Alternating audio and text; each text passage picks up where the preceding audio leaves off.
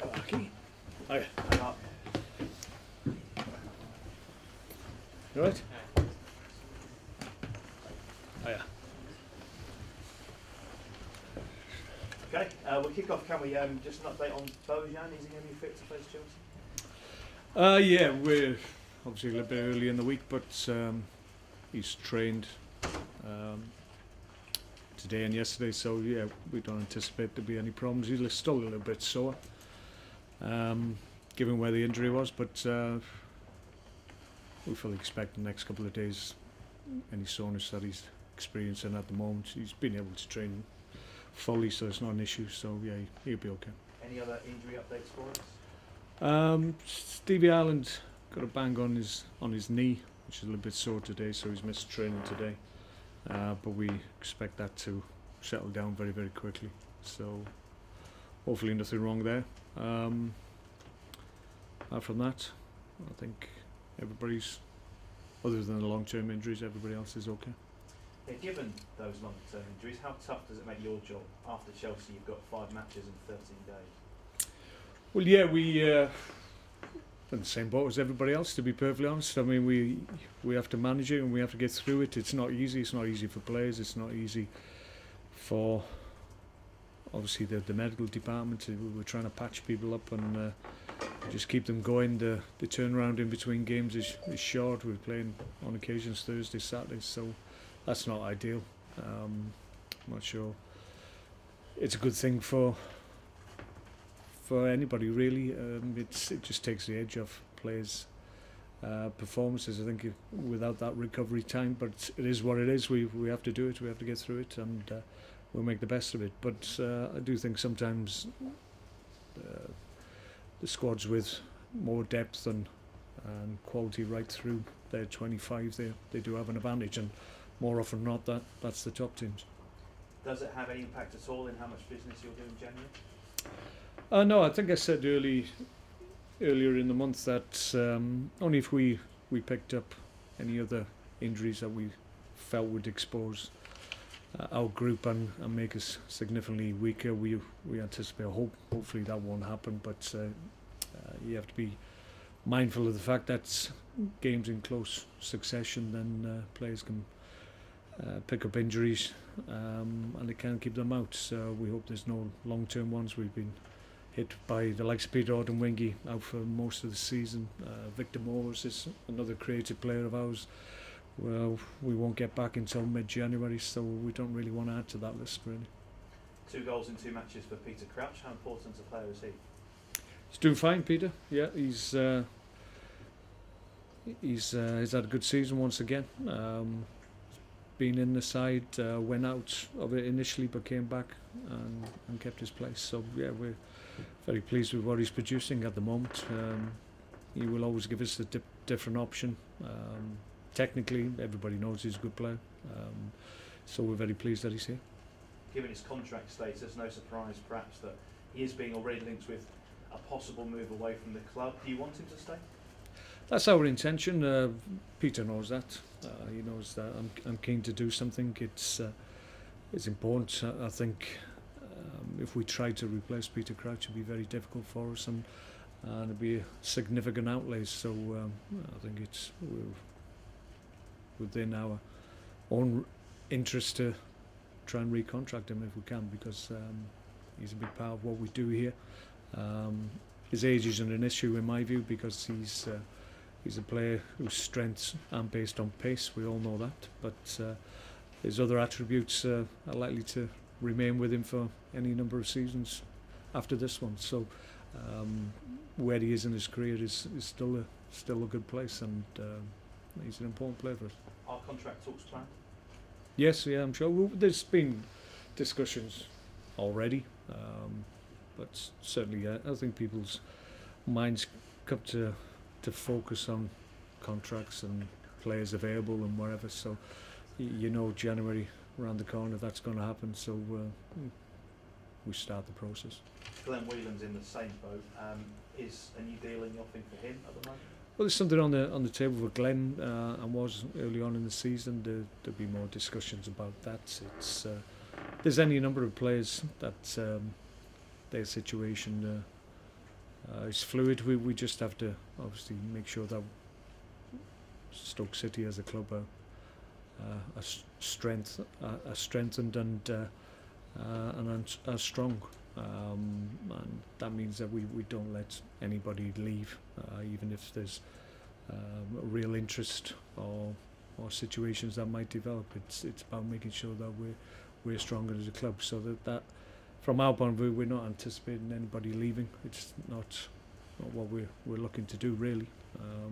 Things happen very quickly, but certainly there's any number of players that we want to keep here. And in terms of players coming in, have you spoken to the chairman about targets? Do you have a list you put together? Well, January's not easy to work through. If an opportunity comes about that we think is right and is at the right level for us and it's realistic and we might be able to do something, then we'll pursue it. But we haven't done a great deal of business in January. Didn't last year. A few loans we looked at, and in fairness, they actually helped us. Peter Odemwingie came around this time last year, so it can be something to look at. But in terms of actually spending significant amounts of money on players in January, I don't anticipate that will happen. I can't take any credit for the stat here, but I'm told your side is second only to Manchester City in terms of points taken against sides in the top 10 of the Premier League. Why do you think your players, your squad, enjoy playing in those big games? Difficult to say.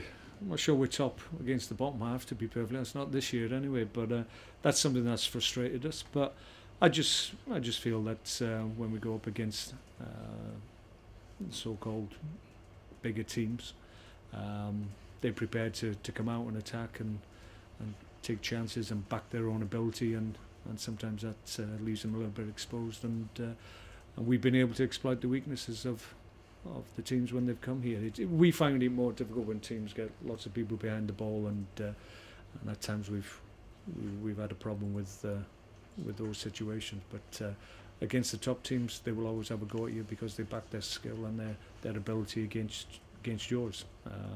But we're always ready. We're always ready to go up against any team we face, and on any given day we can beat anybody in this league, and we've proved that this year. And your recent record here in particular against Chelsea is pretty good. You must remember last season's match here pretty fondly. Well, it was a great game. I mean, the circumstances of it was back in two, and some great goals as well, and the one that actually won it was an outstanding goal. So a lot of drama, a lot of incident in the game, and thankfully we came out on top. But it was a huge effort from us on the night, and it wasn't easy against a very, very accomplished Chelsea side, and you could argue they're even better this year because they've started really, really well. Look, very strong, very formidable as a group. They've got strength in depth in every position. So you know whoever you go up against is going to be more difficult than going up against some teams in the league, because at the moment my view is that they're the top team in the Premier League at the moment. Yeah, and as a former Chelsea man, just finally, is it the best Chelsea team you've seen? Well, there's been some good ones in the past, and I think their mentality looks really strong this year in terms of their determination to really go close this year. You will always have that from Jose's teams, but this year it seems more prevalent. So you need that along with outstanding ability, which they will always have because they've got the resources to go and build quality sides. But it's the strength of their mentality and that winning mentality that they're showing at this time, by the manner of their performances. That's the thing that's striking everybody this year. Thank you. Okay.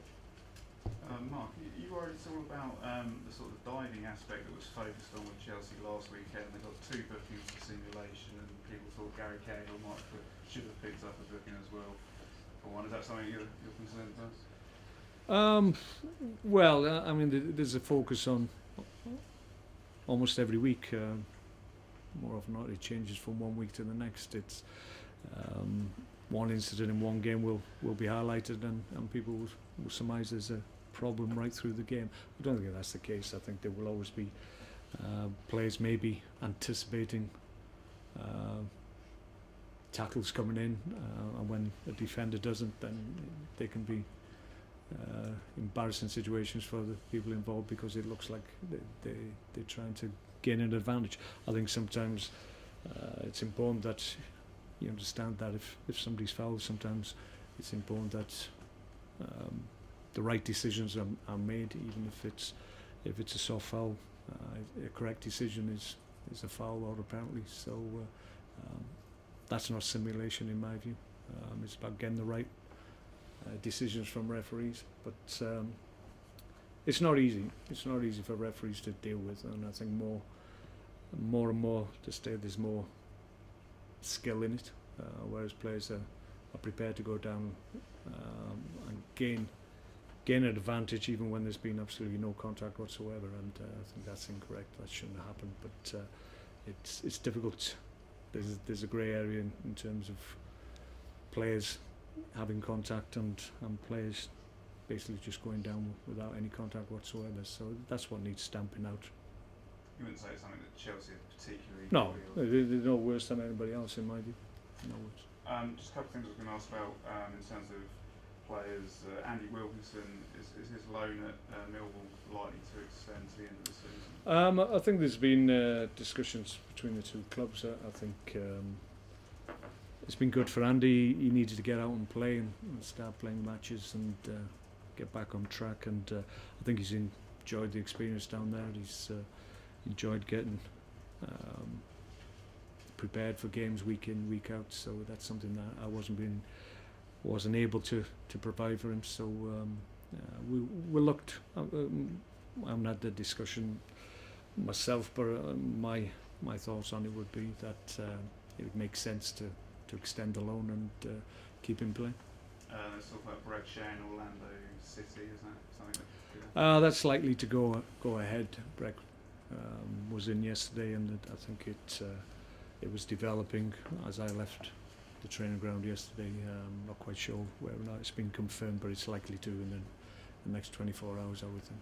The only other thing I was going to say, Martin Meunier is fit now, is he? After? Yes, there was one I forgot to mention. Yeah, he was very close last weekend. He got that tightness in his hamstring against Arsenal, and he worked really hard in the week. Was close to play against Palace, but didn't quite make it.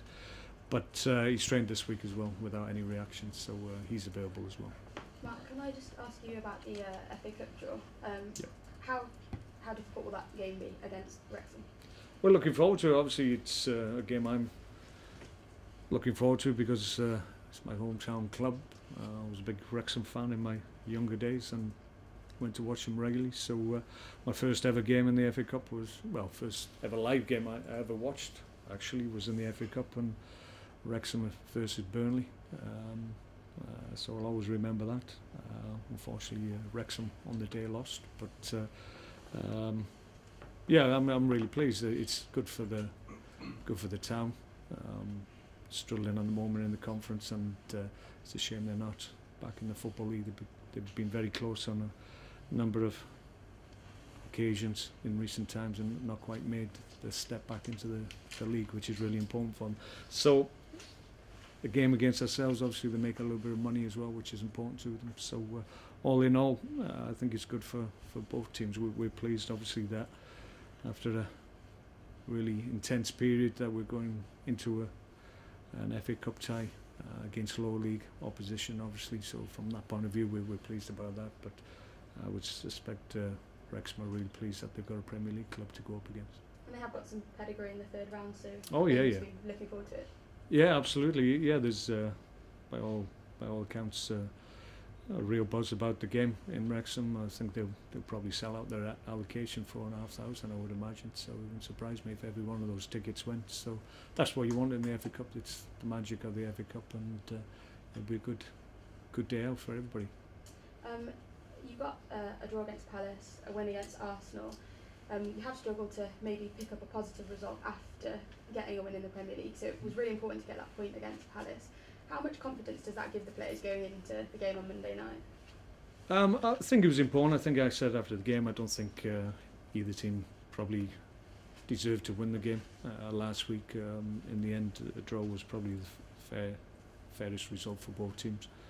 But on the back of a really outstanding performance against Arsenal, it was important to keep picking up points, which we have done. And our memory of our last game here, obviously, was a fantastic result against a very strong Arsenal side on the day, and we were able to overcome them and played exceptionally well. So we want more of the same against Chelsea. It's not going to be easy. They're, as I've said earlier, they're arguably the best team in the Premier League this season. So it's going to take some effort to overcome them, but we proved this season that we can do that against the top teams. And a Monday night game on the television, the crowd could play a big part on Monday night. They always put on a really good atmosphere at the Britannia, but those games are extra special. Yeah, I think so. I think the games over the Christmas period anyway draw a lot of interest. The quality of the fixture itself, two good teams going up against each other on a Monday night under the floodlights. I'm really looking forward to it as a manager of one of the teams, but I'm sure the fans are really looking forward to it. I think it'd be an exceptional game, I hope.